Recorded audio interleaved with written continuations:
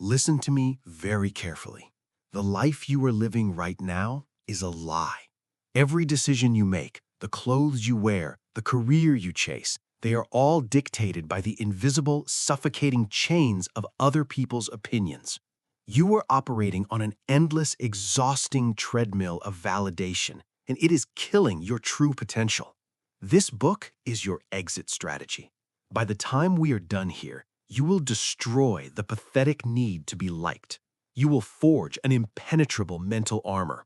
Stop bowing to the crowd. It's time to unlock the absolute, ruthless freedom of not giving a damn. Let's begin. Chapter 1. The Invisible Prison of Being Nice. Look in the mirror. Stop lying to yourself. You think you are a kind person. You think you are a good, accommodating, generous human being. Society has programmed you to believe that being nice is the ultimate virtue. It is not. It is a trap. It is an invisible prison that you have willingly locked yourself inside, and you are holding the key. You bend over backwards for people who do not care about you. You silence your own voice to keep the peace. You swallow your own goals to make room for everyone else's demands. And you call this being nice. You call this being a team player. You call this being a good friend. Let's strip away the lies right now. Let's dissect the survival mechanism you are actually operating on. Being nice is rarely a genuine virtue. Most of the time, it is a coward's survival mechanism to avoid conflict. It is a shield you hold up because you are terrified of friction. Think about the classic office worker. Maybe this is you. You are the person who takes on everyone else's shifts. You are the one who stays late on a Friday to finish a project that was never your responsibility. You smile, you nod, and you say, "Sure, no problem, I've got it." Why do you do it? Do you genuinely want to be there? No. You do it to avoid a momentary frown from your peers. You do it to avoid a brief sigh of disappointment from your manager. You do it because you dread the microscopic tension of a refusal. You are not nice, you are afraid. Let that sink in. Repeat it to yourself. You are not nice, you are afraid. You are terrified of rejection. You are terrified of not being liked. You trade your own boundaries, your own time, and your own dignity just to keep the waters calm. But the water is drowning you. Every time you do this, you pay a massive psychological tax. Let's talk about the psychological drain of people-pleasing. It is an exhausting, relentless mental toll. When your default setting is to please everyone around you, you are constantly hemorrhaging your life force. You are giving your absolute best energy to everyone else's demands, leaving you entirely hollowed out. Think of your daily energy as a bank account. Every time you say yes to something you hate, you are making a massive withdrawal. You are funding the lives, the projects, and the comfort of other people. And by the end of the day, when it is time to work on your own goals, when it is time to build your own life, your account is overdrawn. You have absolutely nothing left to build your own empire. You go home drained, bitter, and secretly resentful of the very people you just helped. But you cannot blame them. You did this to yourself. You have a choice. Every single day, with every single interaction, you have a choice. You were choosing to go bankrupt for people who would not cross the street to hand you $1. That's the key. You must recognize your own complicity in your exhaustion. It's not about being agreeable. It's about the discipline of self-preservation. It's not about being a martyr. It's about the discipline of protecting your highest assets, your time and your mind. So, how do we break the chains? How do we escape the invisible prison? We do it by mastering the strategic no. Right now, yes is your reflex. It is a knee-jerk reaction born out of panic. Someone asks a favor and your mouth says yes before your brain even has a chance to object. That ends today. You must break the yes default. You must learn to weaponize the word no. No is the most powerful word in the human language. It is a force field. But you have been taught that saying no is rude. You have been taught that it requires a 5-minute explanation and a groveling apology. Listen to me very closely. No is a complete sentence. It requires zero justification. It requires zero apology. You don't need their permission to guard your time. You don't need their permission to prioritize your own life. The next time someone makes an unreasonable demand of you, you look them in the eye and you say, "No, I can't do that." Full stop. Silence. The silence that follows will be uncomfortable. Your heart might beat faster, your palms might sweat. You will feel an overwhelming urge to fill the dead air with excuses. "I can't do it because my car broke down and I have to feed my dog and I have a headache." Stop. The moment you explain why you are saying no, you are handing them the power.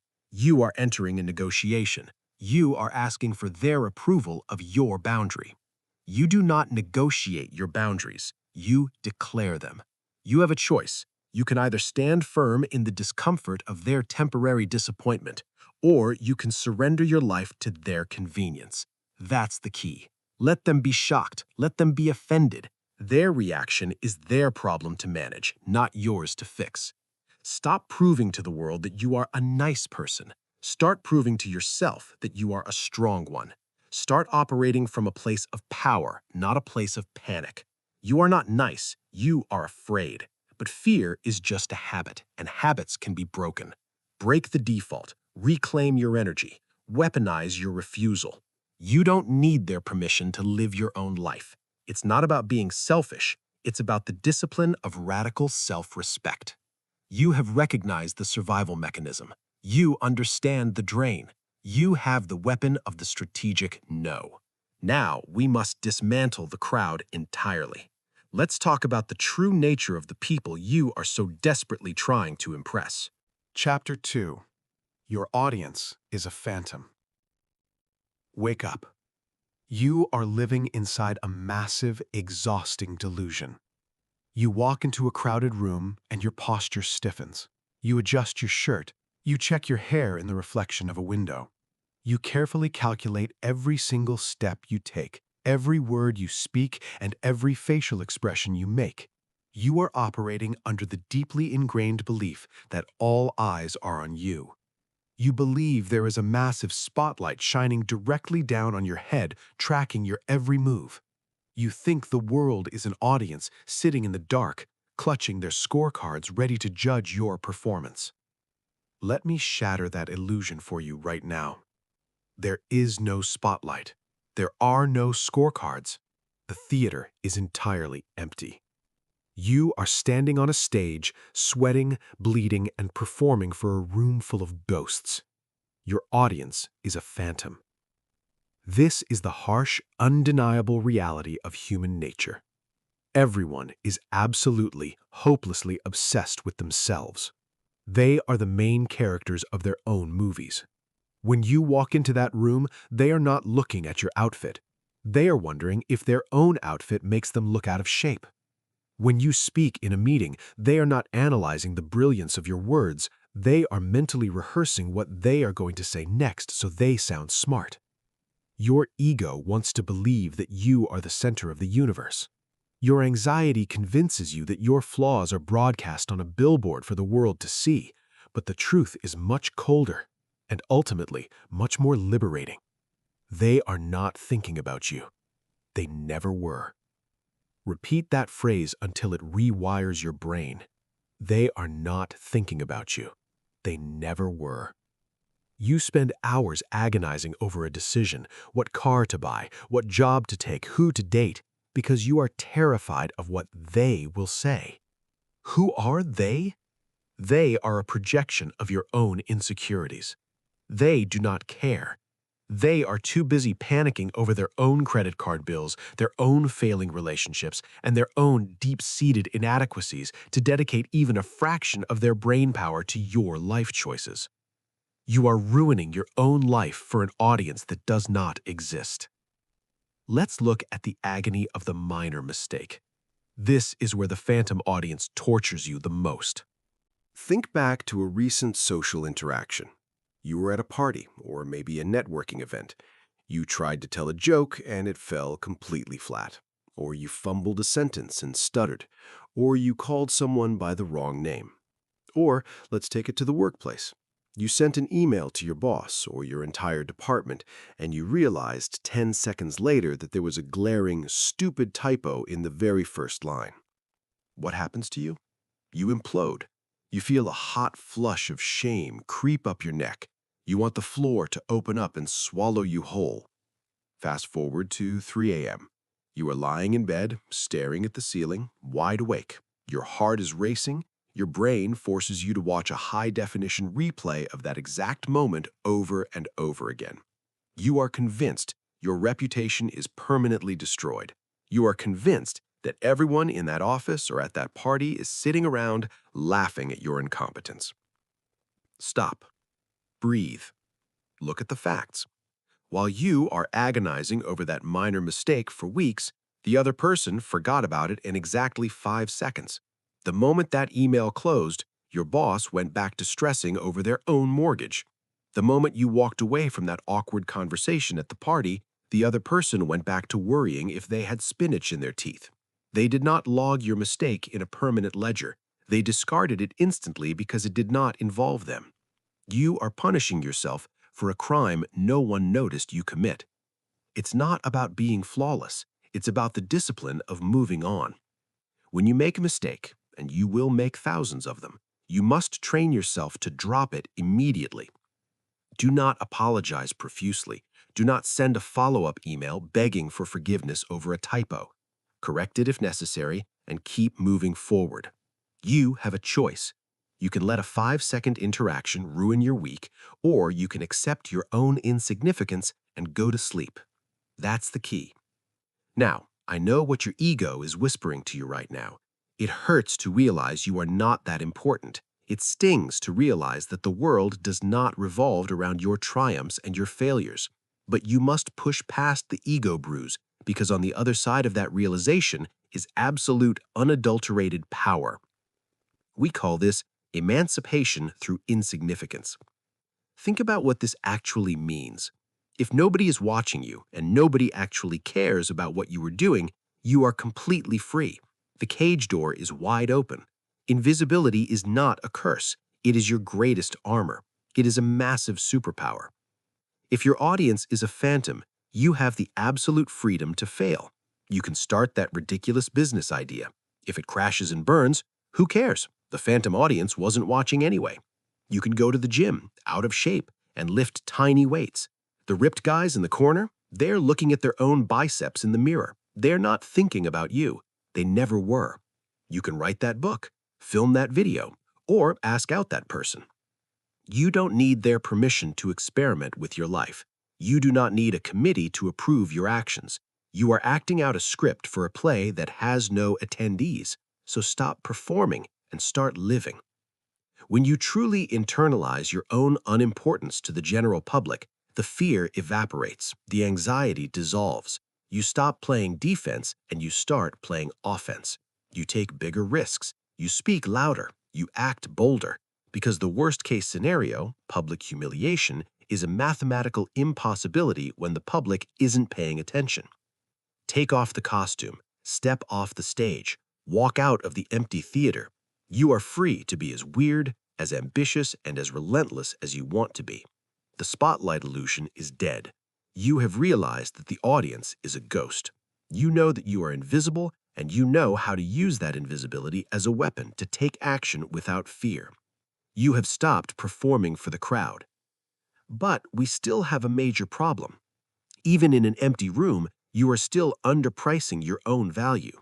You are still waiting for some external authority to tell you what you are worth. It is time to take control of the ledger. Chapter 3. Stop negotiating your own worth. You are operating your life like a publicly traded company. Every single day you wake up and check the stock market of your own self-esteem. You look at your phone, you look at your boss, you look at your partner, you look at strangers on the internet. You are desperately searching for the current trading price of your own value. Is my stock up today? Did they like my presentation? Did they validate my existence? Am I acceptable to the masses? Stop. Stop outsourcing the appraisal of your life. Your worth is inherent. It is built in. It is not a fluctuating number dictated by the whims of a chaotic, distracted public. If you put your self-worth on the open market, I guarantee you one absolute truth. The world will always, always look for a heavy discount. They will negotiate you down. They will lowball your talent. They will devalue your time. They will ask you to do more for less, to be quieter, to be smaller, to fit neatly into a box that serves their comfort, not your growth. And you let them. Why? Because you forgot who owns the company. You do. Your worth is non-negotiable.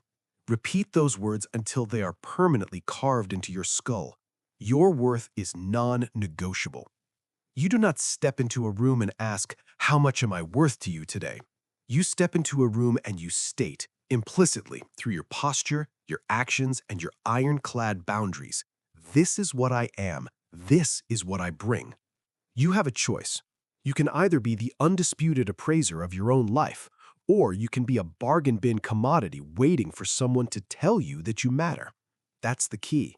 You do not haggle over your basic human dignity. It's not about arrogance. It's about the discipline of self-valuation.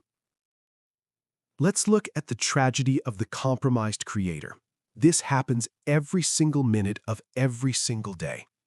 Imagine an artist, a writer, or an entrepreneur. They spend 3 agonizing years building a product or a piece of art from scratch. It is raw, it is innovative, it is a pure, unadulterated reflection of their unique vision.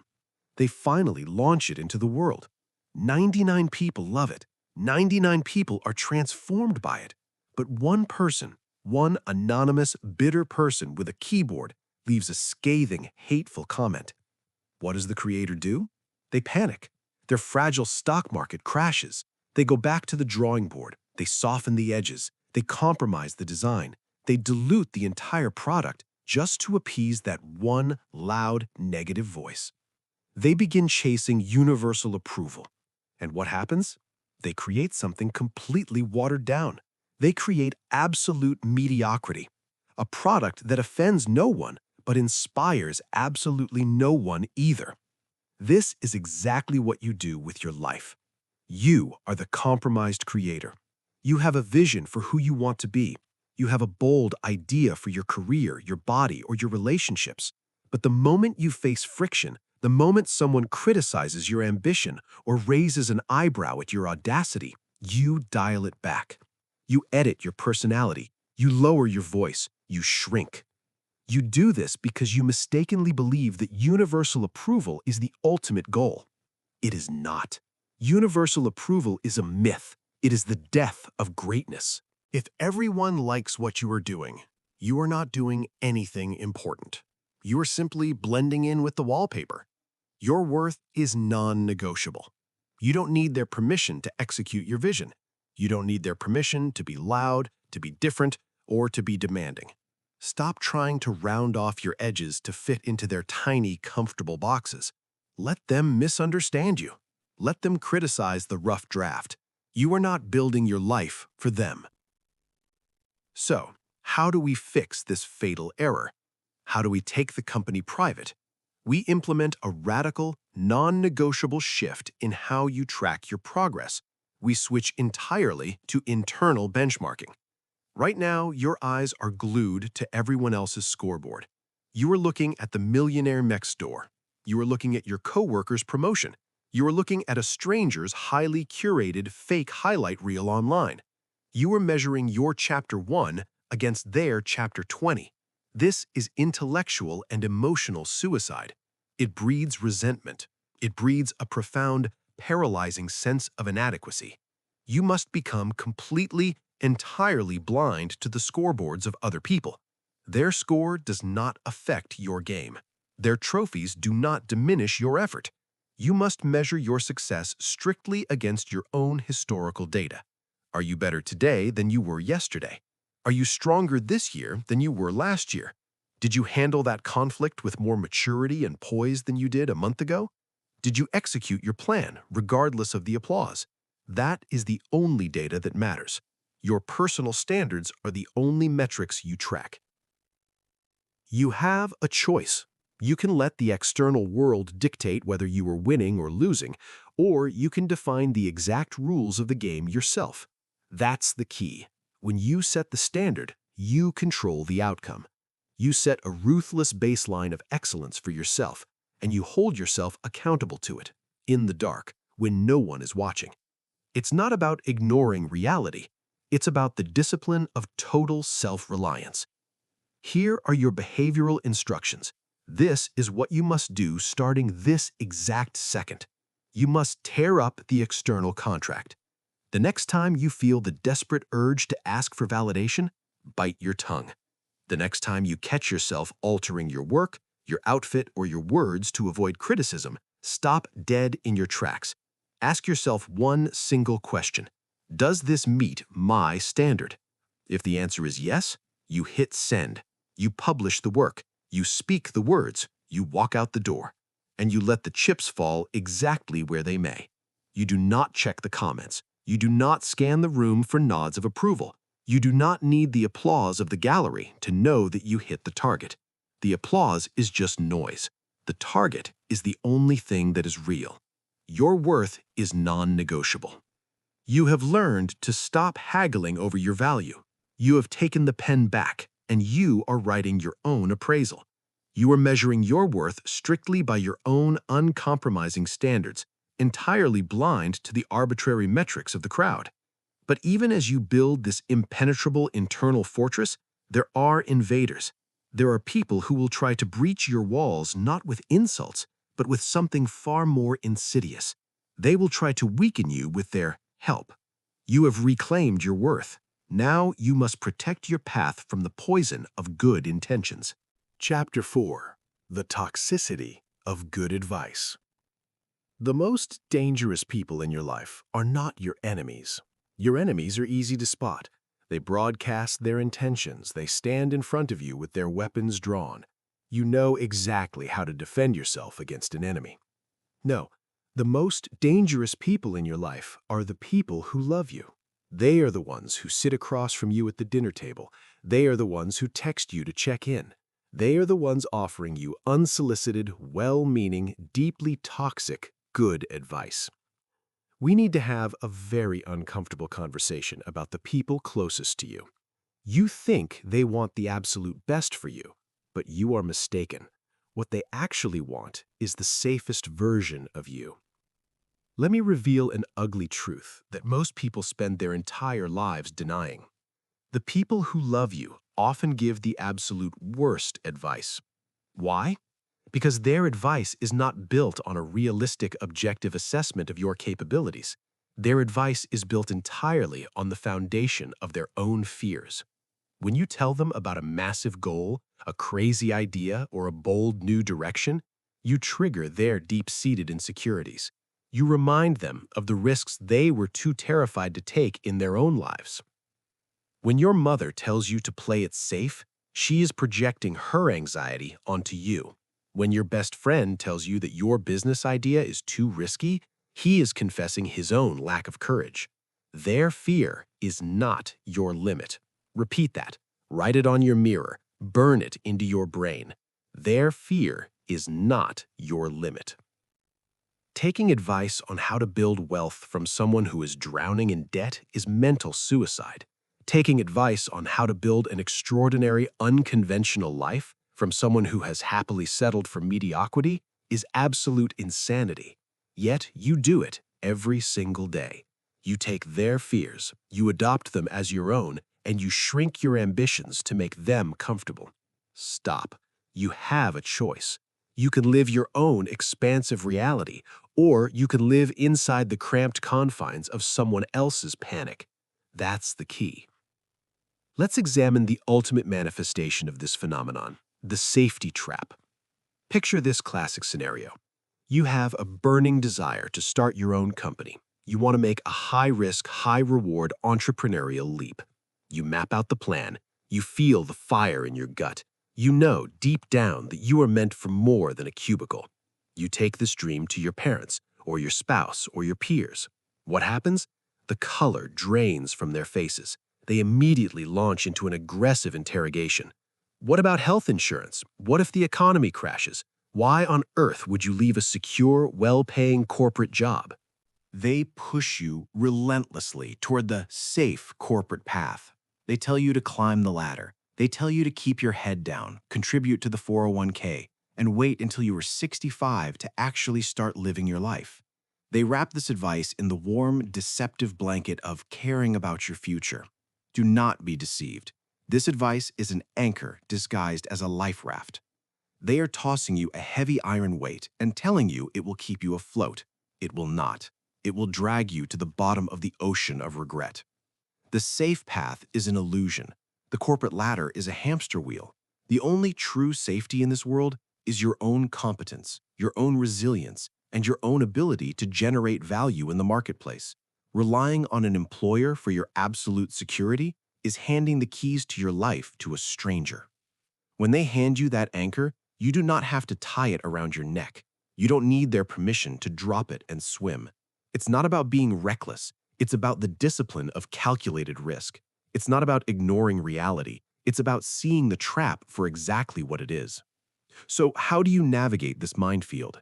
How do you survive the relentless barrage of opinions from the people you care about without destroying your relationships or your dreams? You must build an impenetrable filter. You need a strict, ruthless framework for filtering the noise. Not all feedback is created equal. In fact, 99% of the feedback you receive is garbage. It belongs in the incinerator. Here is your new behavioral instruction. From this exact second forward, before you let a single piece of advice penetrate your mental armor, you must run the source through a brutal audit. Look closely at the person giving you the advice. Look at the reality of their life. Have they achieved what you are trying to achieve? Do they possess the freedom, the wealth, or the peace of mind that you desire? Are they a verified master in the arena you are entering? If the answer is yes, shut your mouth, take out a notepad, and listen closely. Constructive criticism from a master is pure gold. It will save you years of bleeding and failure. But if the answer is no, if the person dispensing advice has a track record of playing it small, complaining about their circumstances, and settling for average, you must instantly categorize their words as the projected anxiety of the mediocre. Smile, nod politely, and utterly disregard every single syllable they just spoke. You must learn to distinguish the roar of the lion from the bleating of the sheep. Sheep will always tell you the wilderness is dangerous. They will always tell you to stay in the pen where it is safe, where the farmer feeds you. Their fear is not your limit. Do not try to argue with them. Do not try to convince them of your grand vision. They cannot see it because they do not have your eyes. You have a choice. You can let the mediocre committee vote on your future, or you can disband the committee entirely and act as the sovereign dictator of your own life. That's the key. Stop trying to negotiate your ambition with people who have surrendered theirs. It's not about being arrogant, it's about the discipline of selective hearing. You don't need their permission to outgrow them. You do not owe your loved ones a small, suffocated version of your life just to keep their anxiety at bay.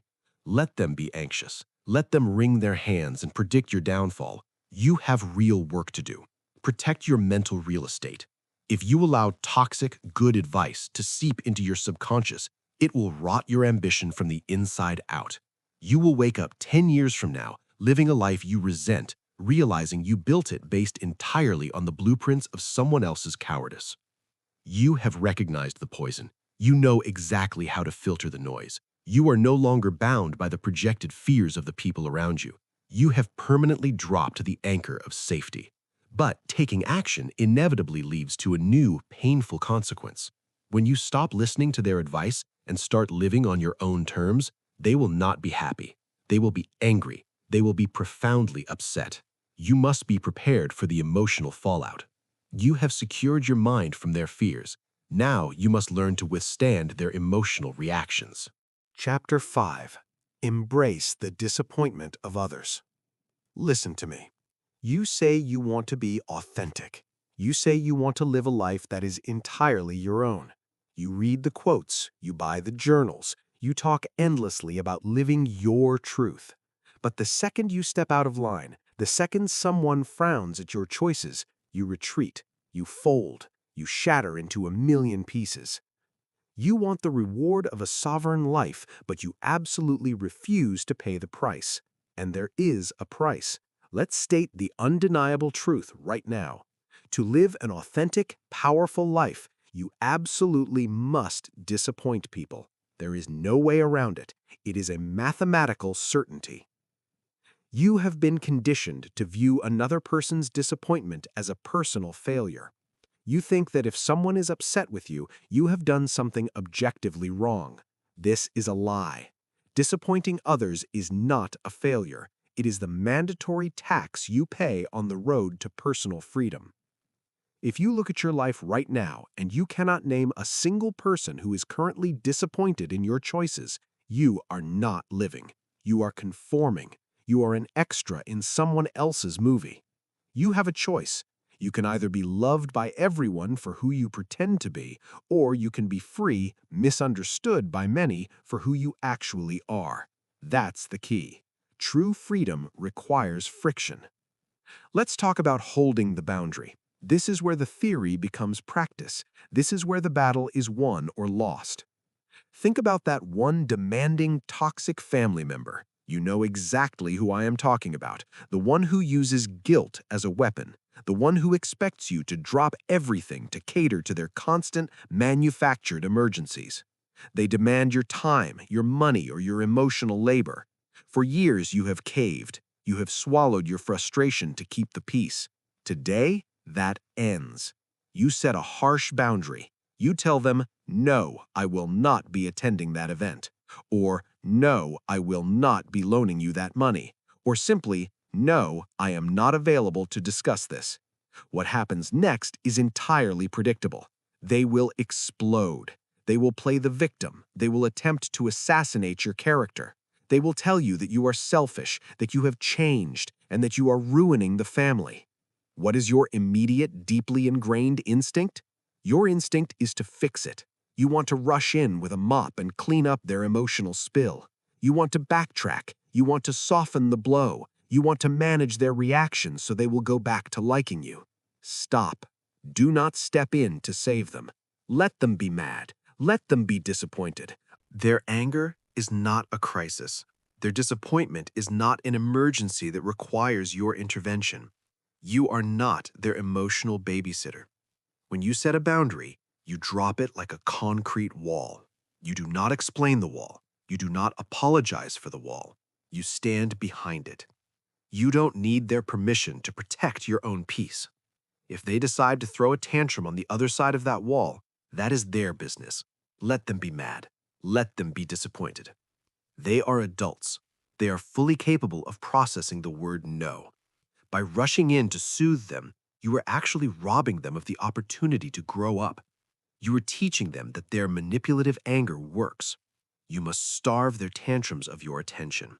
You must let them sit in the uncomfortable reality that they no longer control you. Let them be mad. Let them be disappointed. Watch how quickly their power evaporates when you refuse to play the game. But I know what is happening inside your body when you do this. I know why this is so difficult for you. This is not just a mental game, it is a physiological war. When you disappoint someone, your nervous system panics. For thousands of years of human evolution, being rejected by the tribe meant literal death. If the tribe was mad at you, you were cast out into the wilderness to starve. Your brain still operates on this ancient hardware. When that toxic family member gets angry, your amygdala fires off an alarm. Your chest gets incredibly tight. Your stomach drops. Your heart races. Your palms sweat. You feel a massive, overwhelming physical urge to reach for your phone and send a groveling apology text just to make the physical anxiety stop. You must stop running from this feeling. You must engage in active nervous system reconditioning. Here are your real-world behavioral instructions. The next time you set a boundary and the guilt hits you like a freight train, do absolutely nothing. Do not move. Do not pick up your phone. Do not try to distract yourself. Sit completely still. Feel the anxiety in your chest. Feel the tightness in your throat. Breathe directly into the physical discomfort. Treat it like a physical workout for your mind. When you lift heavy weights, your muscles burn. You do not drop the weight the second it burns. You push through to build strength. You must do the exact same thing with your emotions. Tell your nervous system, I am safe. They are mad, and I am still breathing. They are disappointed, and the world has not ended. You must wait 24 full hours before you respond to any angry text or guilt trip. By forcing yourself to sit in the fire for 24 hours, you teach your brain that someone else's anger is not a lethal threat. The anxiety will peak, it will burn intensely, and then inevitably it will begin to fade. You will realize that you survived. You will build emotional calluses. It's not about being cruel, it's about the discipline of emotional endurance. It's not about lacking empathy, it's about the discipline of prioritizing your own psychological survival over their temporary comfort. You must train yourself to tolerate being disliked. You must learn to sleep soundly in a bed of someone else's disapproval. If you can train your nervous system to remain calm while people are furious with your boundaries, you become completely unstoppable. You become bulletproof. No one can ever manipulate you again because they have lost the ability to trigger your fear. You have faced the phantom audience. You have reclaimed your worth. You have filtered out the toxic advice. And now, you have learned to withstand the intense heat of disappointing others. You let them be mad. You let them be disappointed. You are standing firm in your own power. But there is a lingering habit, a verbal white flag that you wave entirely by accident, that is actively subverting all of this hard work. You are undermining your boundaries every time you open your mouth. It is time to eradicate this habit entirely. Chapter 6. Kill the apology reflex. Listen to the words coming out of your mouth. Pay close attention to your own voice. You are leaking power every single day, and you do not even realize it. You have a disease. It is a disease of submission. It is the chronic, uncontrollable habit of apologizing for simply being alive. The word sorry is a heavy, solemn word. It should be strictly reserved for genuine mistakes. It should be deployed only when you cause actual harm, break a commitment, or damage trust. Instead, you use it as a comma. You use it as a filler word. You use it as a shield to deflect potential criticism. We call this the verbal white flag. Every time you utter a preemptive apology, you are instantly signaling weakness to everyone in the room. You are broadcasting your insecurities. You are actively telling them that you view yourself as subordinate. You are telling them that your time, your thoughts, and your physical space are fundamentally less valuable than theirs. You walk into a room and wave the white flag before the battle even begins. You surrender your authority before anyone even asks for it. Why do you do this? You do this because you are terrified of taking up space. You're afraid of being perceived as difficult, aggressive, or demanding. You want to soften the blow of your own existence. But you have a choice. You can continue to beg for forgiveness for breathing the air, or you can stand tall and claim your rightful space. That's the key. It's not about being polite. It's about the discipline of verbal authority. Let's look at how pathetic this actually looks in the real world. Let's talk about apologizing for your presence. You are sitting in a meeting. A complex topic is being discussed. You have a brilliant insight. You have a highly valid question that desperately needs to be answered for the project to succeed. You raise your hand, you clear your throat, and what is the very first phrase that leaves your lips? Sorry, but I just have a quick question. Stop. Freeze that moment. Why are you apologizing? Did you break a law? Did you insult the speaker? Did you steal company funds? No. You are doing your job. You are contributing to the mission. Yet you apologize. You diminish your own brilliant thought before it even reaches their ears. You tell them, please forgive me for daring to speak. Or consider this physical example. You are walking down the hallway. Someone is staring blindly at their phone. They are completely oblivious to their surroundings and they walk directly into you. What do? You instantly shrink. You say, "Oh, I'm so sorry." You apologize for their carelessness. You apologize because your physical body happened to occupy a space that they blindly walked into. You take the blame for their total lack of awareness. This ends today. Never apologize for your presence. Repeat this phrase out loud until it echoes in your bones. Never apologize for your presence. You have a fundamental right to be in that meeting. You have a fundamental right to ask that question. You have a fundamental right to walk down that hallway without shrinking yourself to the size of a mouse. You don't need their permission to exist. When you apologize for existing, you tell the subconscious minds of everyone around you that you are a nuisance. You are not a nuisance. You are a force. Never apologize for your presence. Every time you say sorry when no offense was committed, you chip away at your own self-esteem. Your brain is listening to your words. When your brain constantly hears you submitting, it assumes you are weak. You must stop poisoning your own mind with weak language. We are going to kill this reflex right now. We are going to rip it out by the roots and replace it with armor. This requires immediate, actionable, tactical replacements. You must rewire your brain to stop centering your flaws and start centering your power. You must shift from a posture of weakness to a posture of gratitude and command. Here are your real-world behavioral instructions. You must completely banish the preemptive sorry from your vocabulary. You must flip the script. When you are 5 minutes late to a meeting, do not rush in, sweating, breathless, and say, "I'm so sorry I'm late. Traffic was terrible." That is weak. It makes you look chaotic and out of control. It begs for their pity. Instead, you walk in calmly. You sit down, you look them in the eye, and you say, "Thank you for your patience." Do you feel the massive difference in power? "Sorry I'm late" makes you a victim of circumstance. "Thank you for your patience" makes you a leader acknowledging their time. It shifts the dynamic entirely. It forces them to accept your gratitude rather than judge your failure.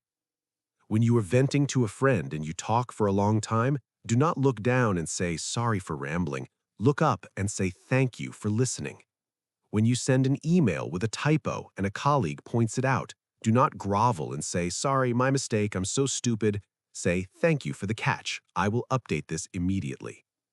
When you need to get past someone in a crowded grocery store aisle, do not say, "Sorry, sorry, excuse me, sorry." You stand tall, you speak with a clear, firm voice, and you say, "Excuse me." You take the spotlight off your perceived inadequacy and you place it on their contribution or the simple reality of the situation. You stop bleeding power. You have a choice. You can constantly diminish yourself to make others comfortable, or you can elevate the interaction through strength. That's the key.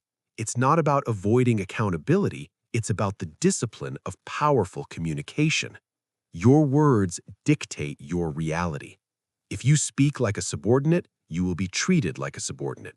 If you speak like an owner, you will command the room. Kill the verbal white flag. Never apologize for your presence. Stop asking for forgiveness for your ambition, your voice, and your life. You have secured your mindset. You have filtered out toxic advice. You have embraced the disappointment of others, and you have finally stopped apologizing for your own existence. You are speaking with power. But there is a massive ghost still haunting your decisions. It is the ultimate illusion that society uses to keep you completely paralyzed. You are terrified of ruining something that does not actually exist. Chapter 7. The Myth of the Perfect Reputation. You spend your entire day polishing a ghost. You obsess over your image. You meticulously curate your words, your actions, and your beliefs to ensure that your public record remains spotless. You desperately want everyone to look at you and say, "They are a good person, they are safe, they have a great reputation." Wake up. You are chasing a phantom. You are sacrificing your actual life, your real potential, on the altar of a completely fabricated, useless metric. Perfect reputation is a perfectly wasted life. Repeat that. Etch it into your mind. A perfect reputation is a perfectly wasted life. Let us completely shatter the illusion of the good reputation. What does it actually mean to be liked by everyone? What does it require? It requires you to be completely inoffensive. It requires you to have no sharp opinions, no bold ambitions, and no hard boundaries. It means you have successfully smoothed down all your rough edges so that you do not scratch anyone's fragile ego. When you hold a perfect reputation, it just proves you have conformed to society's lowest common denominator. It means you have looked at the vast, mediocre, uninspired middle of the pack and decided to blend right in. You are a chameleon. You change your colors to match whatever room you walk into. You nod when you secretly disagree. You smile when you are internally furious. You stay quiet when you know the answer, just so you do not outshine the people around you. And here's the brutal, undeniable truth about chameleons. Everyone tolerates them, but absolutely no one respects them. If you stand for nothing, people will keep you around because you are useful, you are compliant, you are easy to manage, but they will never follow you. They will never admire you. You have a choice. You can be a harmless, agreeable nobody who is tolerated by all, or you can be a formidable, respected force who is admired by a few. That's the key. When you try to be everything to everyone, you become absolutely nothing to yourself. You trade your spine for a polite smile. You trade your deepest convictions for a pat on the head from the crowd. Stop playing this coward's game. Look at the actual architects of reality. Look at the historical innovators, the disruptors, the giants who undeniably changed the course of the human race. Look at the people who built the world you live in today. Do you honestly think they had perfect reputations in their time? Absolutely not. They were despised, they were mocked, they were exiled, ridiculed, and passionately hated by the masses. Why? Because they refused to conform to the lowest common denominator. They drew a thick line in the sand. They shattered the comfortable, lazy status quo, and the masses always hate the person who wakes them up from their nap. A perfect reputation is a perfectly wasted life. If you are not making someone angry, you are not doing anything important. You are simply managing the decay of your own potential. You don't need their permission to break the mold. You don't need their permission to be the villain in a mediocre person's story. If your massive goals, your strict boundaries, and your relentless drive make lazy people uncomfortable, good. Let them be uncomfortable. Let them whisper behind your back in the break room. Let them clutch their pearls and complain about your intensity. Their hatred is not a red flag, it is a receipt. It is the undeniable proof that you are actually doing something that matters. A perfect reputation is a perfectly wasted life. You must fundamentally change your relationship with friction. Right now, you avoid friction like the plague. You want a smooth, frictionless existence where everyone nods and smiles as you walk by. But greatness requires traction, and traction requires friction. A tire spinning on ice creates zero friction, and it goes absolutely nowhere. You must learn to actively cultivate friction. I am challenging you to embrace a polarizing presence. Here are your real-world behavioral instructions. Stop being vanilla. Stop giving the safe, expected answer just to keep the peace. Stop hedging your sentences with "I think" or "maybe." State your actual beliefs clearly and firmly. Pursue your massive goals aggressively without apologizing for your ambition. Claim your space. If you lose a friend because you finally told the truth and set a standard, you did not lose a friend, you lost a parasite. When you start acting like this, you will immediately split the room. Some people will be magnetically drawn to you. They will respect your absolute certainty. They will become your fiercely loyal allies, your true tribe. Others will be violently repelled by you. They will call you arrogant. They will call you selfish. They will actively hate you. And that is exactly what you want. Being passionately hated by a determined few is vastly superior to being mildly ignored by the sleeping masses. It means you're alive. It means you have a pulse. It means you have drawn a line in the sand and declared, "This is who I am." It's not about being a jerk. It's about the discipline of unapologetic authenticity. It is about having the absolute, ironclad courage to let your true colors show, even if they burn someone else's sensitive eyes. Stop trying to keep your permanent record clean. Let it get messy. Let the rumors swirl. Let the weak minds misunderstand you. You do not have the time or the mental energy to run a public relations campaign for your own existence. Let the crowd think whatever they want to think. You are entirely too busy building an empire to care. You have let go of the ultimate illusion. You realize that a pristine reputation is a cage built by the weak to contain the strong. You have chosen friction over conformity. You have chosen the path of the polarizing icon, and you are ready to be misunderstood by the masses in order to stay true to yourself. But there is a machine designed to pull you right back into the trap. There is a digital casino in your pocket, engineered by billionaires to keep you addicted to the very validation you just swore off. It is time to unplug the machine. Chapter 8. Social media is a hall of mirrors. Reach into your pocket. Pull out that glowing piece of glass. Look at it. This device is not your diary. It is not your confessional, and it is certainly not a reliable measure of your value as a human being. It is a highly engineered, multi-billion-dollar slot machine designed by the smartest people on the planet to harvest your attention and exploit your deepest insecurities. You have stepped into a digital hall of mirrors. Everywhere you look, you see distorted, filtered, completely fabricated reflections of reality. And you are letting these fake reflections dictate how you feel about your actual life. You are gorging on empty calories for the ego.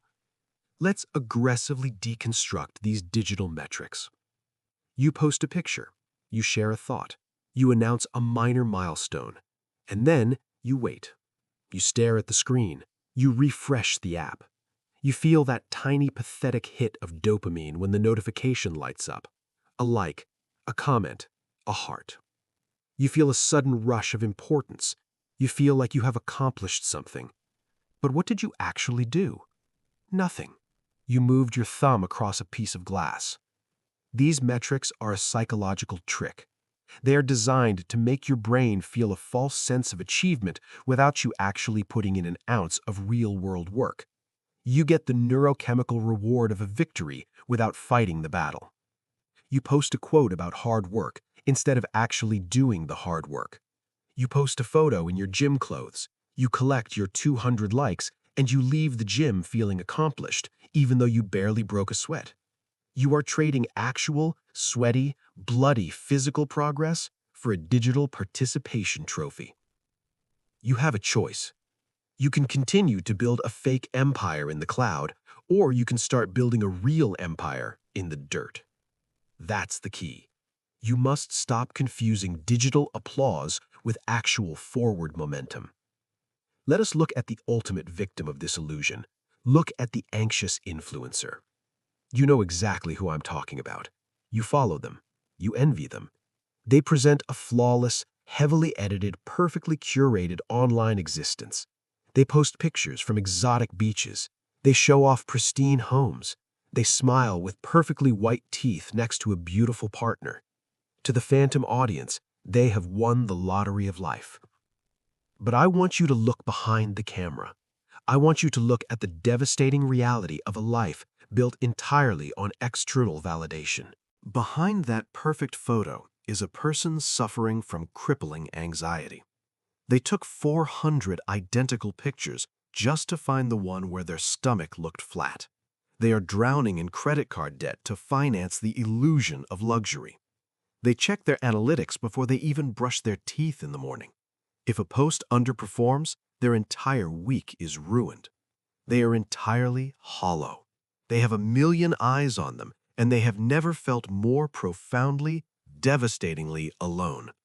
Why? Because they forgot the most fundamental rule of human connection. Likes are not love. Followers are not friends. Burn that into your retinas. Say it out loud every time you open that app. Likes are not love. Followers are not friends. You are trading your peace of mind for the approval of strangers who are scrolling past your face while they sit on the toilet. It is absolute insanity. A like is a mindless reflex, A follower is just a data point on a server. They will not be at your hospital bed when you are sick. They will not help you pack boxes when you move. They will not bail you out when you fail. Likes are not love. Followers are not friends. So, what is the solution? Do you smash your phone with a hammer? Do you move to the woods and completely vanish from the modern world? No, that is running away. You must learn to dominate the tool rather than letting the tool dominate you. We're going to implement a protocol of radical digital detachment. Here are your exact real-world behavioral instructions. From this moment forward, you must completely, fundamentally change your relationship with social media. You will no longer be a consumer. You will no longer be a validation seeker. You will become a producer. You will become an owner. Social media is a megaphone. It is a storefront. It is a tool for output, business, and broadcasting your work to the marketplace. It is not an emotional IV drip. You must cut the IV drip right now. Turn off every single notification on your phone, all of them. You do not need an alert telling you that a stranger double-tapped your photo. You do not need to be interrupted during your deep work because someone left a fire emoji on your comment. Remove the apps from your home screen. Make them difficult to access. When you use the platforms, you use the post and ghost protocol. You log in with a specific purpose, you broadcast your work, you promote your business, you share your art, you hit publish, and then you immediately close the app. You do not linger, you do not scroll the feed, you do not check the likes, you do not wait around to see how the crowd reacts. You don't need their permission to post your truth, and you don't need their applause to validate it. If someone comments with hatred, you delete it and block them instantly. You do not argue with ghosts. You do not debate your value with avatars. You protect your digital real estate with ruthless aggression. It's not about hiding from criticism. It's about the discipline of digital sovereignty. You are taking back your attention. You are taking back your dopamine. You are redirecting all of that wasted, anxious energy back into your actual physical life. You are waking up from the matrix.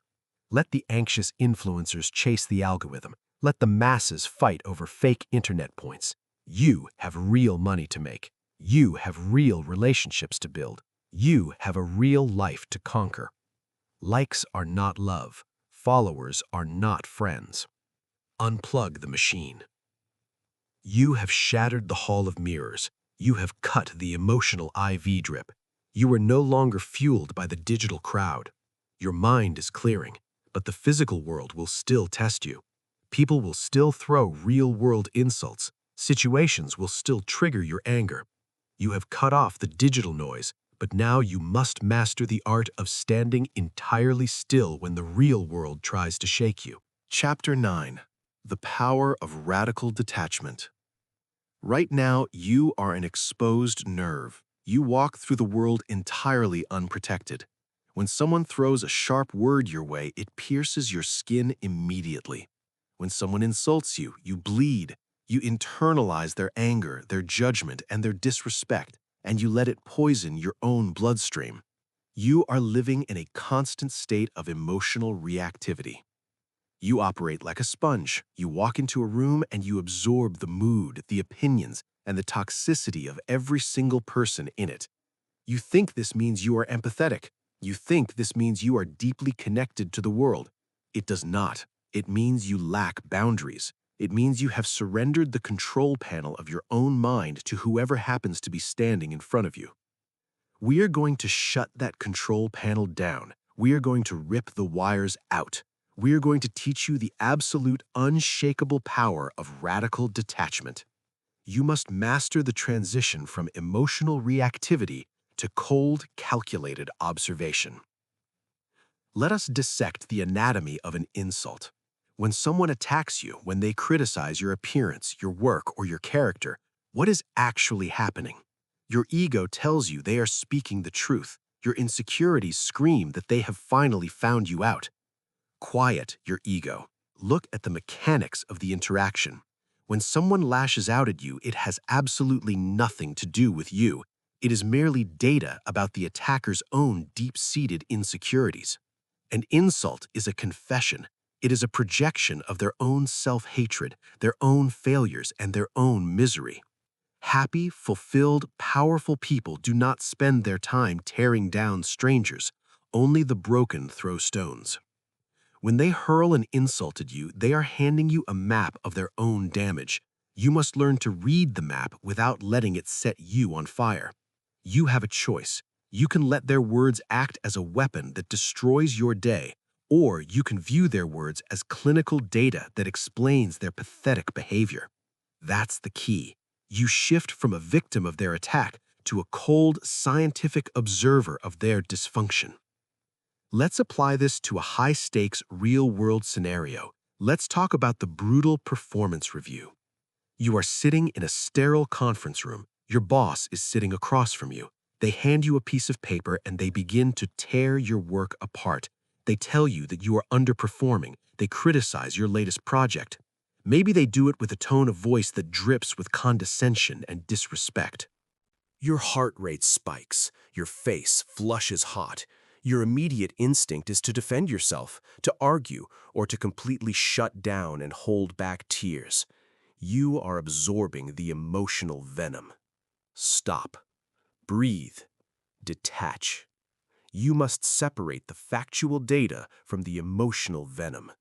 The emotional venom is their condescension. It is their bad mood. It is their poor leadership skills. You discard the venom entirely. You let it hit the floor. But the factual data? Maybe you missed a deadline. Maybe your presentation lacked research.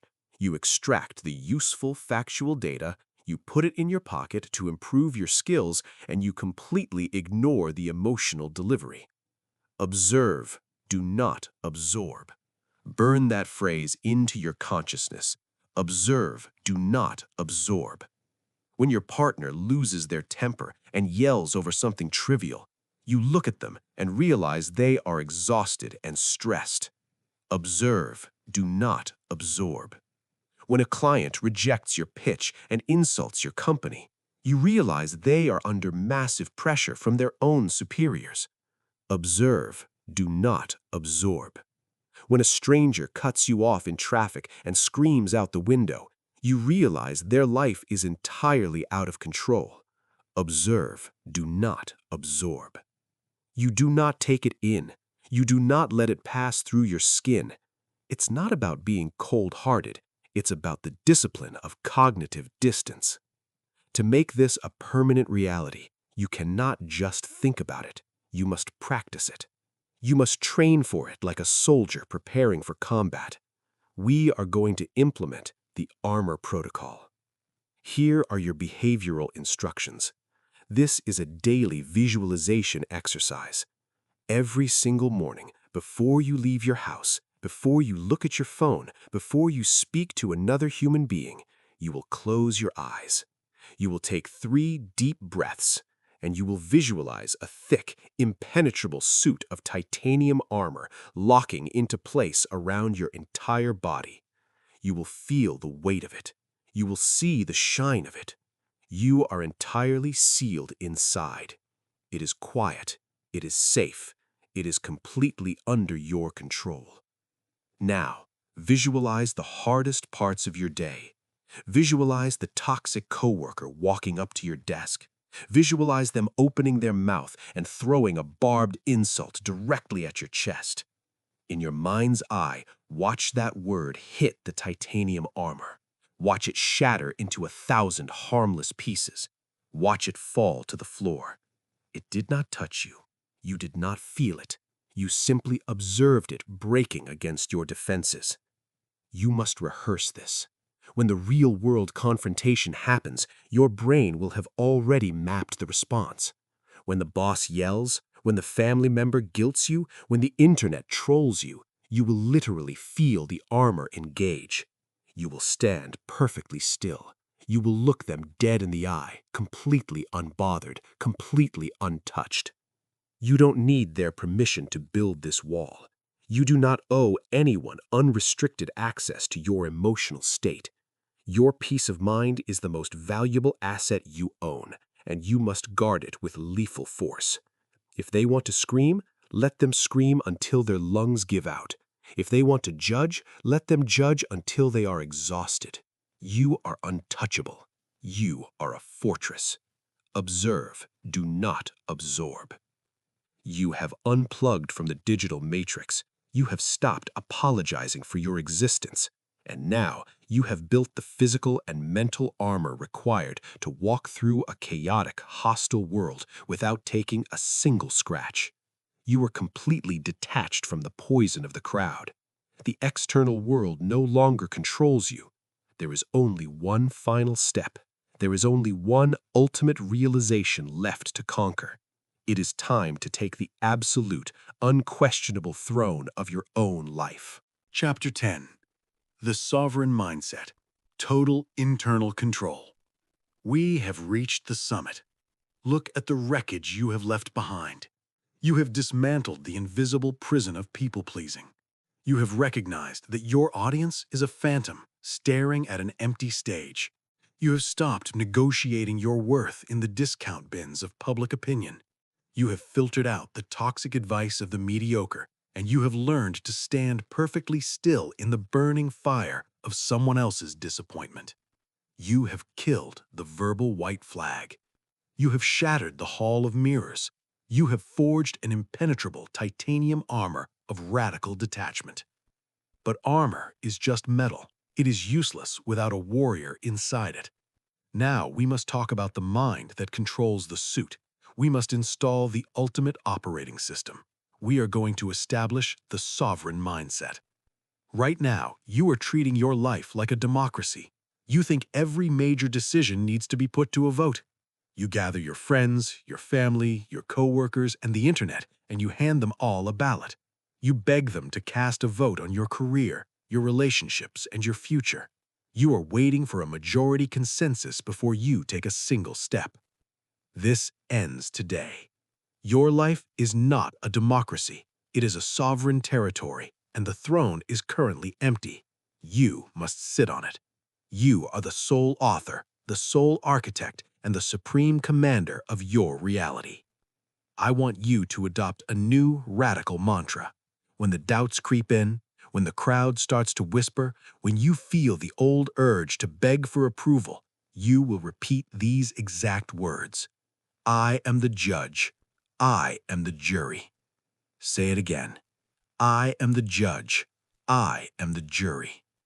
You are no longer a defendant standing trial in the courtroom of public opinion. You do not need to present evidence to justify your existence. You do not need to cross-examine your own dreams just to see if they hold up to the scrutiny of average people. You hold the gavel. You pass the sentence. You write the laws. I am the judge. I am the jury. When you adopt this mindset, a massive behavioral shift occurs. You stop asking the world for permission, and you start giving the world notice. You have a choice. You can live your life as an endless series of permission slips, or you can operate as a sovereign entity that simply informs the world of its movements. That's the key. It's not about being a tyrant to others. It's about the discipline of total self-governance. Let us look at the ultimate test of this mindset. We call this the silent pivot. Most people cannot make a single move without broadcasting it for validation. Let's say you are miserable in your prestigious, high-paying corporate career. You know, deep in your gut, that you are meant to move across the country and start a completely unproven high-risk business. What does the weak mind do? The weak mind polls the audience. They call their parents. They text their friends. They say, I'm thinking about quitting. Do you think that's crazy? Do you think I can make it? They are desperately searching for someone, anyone, to co-sign their risk. And when the crowd inevitably tells them to play it safe, they fold. They stay in the cubicle. They die a slow, comfortable death. The sovereign mind executes the silent pivot. You do not ask a single soul for their input or their blessing. You do the math in the dark. You build the plan in silence. You secure the apartment across the country. You pack the boxes in the dead of night. You walk into your boss's office and you hand in your resignation. the deed is completely irreversibly done. Only then do you tell the crowd. You do not ask, "What do you think?" You state, "This is what I have done." You don't need their permission to rewrite your own script. You do not owe anyone a seat at the drafting table of your life. When you execute the silent pivot, the people around you will be stunned. They will be offended that they were not consulted. They will try to project their anxiety onto your finished plan. Let them gasp. Let them scramble. Let them project. It does not matter. The ship has already sailed. I am the judge. I am the jury. When you move in silence and strike with absolute certainty, the world has no choice but to get out of your way. They cannot manipulate a decision that has already been executed. This is the final integration. This is where all the pieces lock together. Look back at the path you have walked. Every single chapter of this book has been a brutal, systematic stripping away of your external dependencies. You started as a prisoner to the frowns of your coworkers. You were a slave to the phantom audience. You were a beggar trading your authentic self for a perfect, worthless reputation. Look at who you are now. You wake up every single morning locked into your purpose. You look in the mirror and you are entirely blind to the scoreboards of other people. You do not check the digital hall of mirrors for your self-worth. You do not apologize for taking up space. You step out of your front door wearing heavy, indestructible armor. When the world throws its inevitable toxicity at you, you observe, you do not absorb. You are permanently, gloriously deaf to the noise of the crowd. You have stopped caring what others think. You have unlocked absolute, ruthless freedom. You have stopped negotiating. You have stopped explaining. You have a choice every single second of every single day to either bow to the masses or to stand on your own 2 feet. That's the key. It's not about being invincible. It's about the discipline of uncompromising ownership. You are the sole author. The pen is finally in your hand. The ink is yours. I am the judge. I am the jury. You have mastered your mind. You have forged your mental armor. Now it is time to step onto the battlefield for the rest of your life. We have reached the end, but your work is just beginning. You now understand the trap. You see the invisible prison of validation. You know that your audience is a phantom, that their advice is poisoned by their own fear, and that a perfect reputation is nothing but a perfectly wasted life. You have the tools to observe without absorbing. You know that you must disappoint others to stay true to yourself. Stop negotiating your worth. Stop apologizing for your presence. Stop living on their terms. From this second forward, the noise of the crowd is dead to you. You are the judge, you are the jury, and you are the sole architect of your reality. Forge your mental armor and wear it every single day. So here's your challenge. Today, right now, go do the one thing you've been putting off because you were terrified of what they would say. Do it. Let them stare, let them judge, and let them watch you not give a damn. Now get to work.